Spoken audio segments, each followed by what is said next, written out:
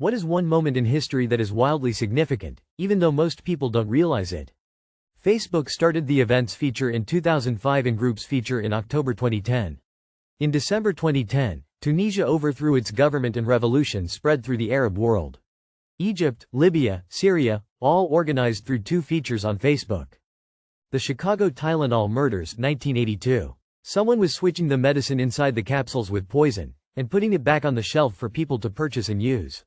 7 deaths. A few copycat instances as well. This completely changed world culture, package safety, and anti-tampering measures regarding medicine, food and practically any substance you put in or on your body. Stanislav Petrov choosing to ignore an alarm that indicated that the US had fired 5 missiles towards Moscow.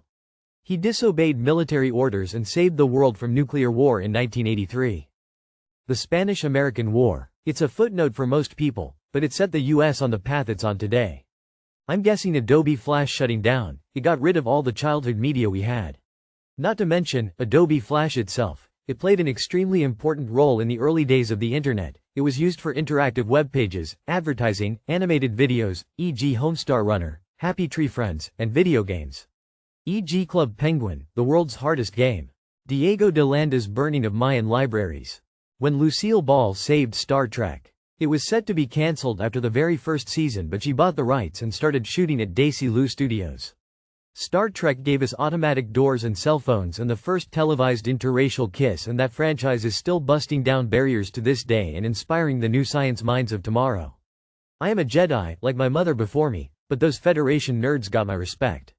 When the mitochondria stopped being symbiotic bacteria in living bodies and became a naturally occurring organelle in the cells of living creatures. Facebook creating the share button. It created the whirlwind of misinformation that we have today. The 99-day reign of Frederick III of Prussia. World War I and everything after may never have happened if he'd not been fatally ill when he ascended the throne. How close the 2008 crash came to actually fully crashing the market, like full on worse than the crash of the Great Depression. If I remember, it came down to several hours.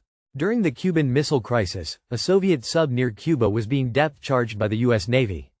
Cut off from communication and overheating, the captain thought WWII had started and wanted to launch a nuclear torpedo. Protocol required agreement from 3 officers. 2 said yes. 1 man, Vasily Arkhipov, said no. He stopped the launch, surfaced the sub, and likely prevented nuclear war.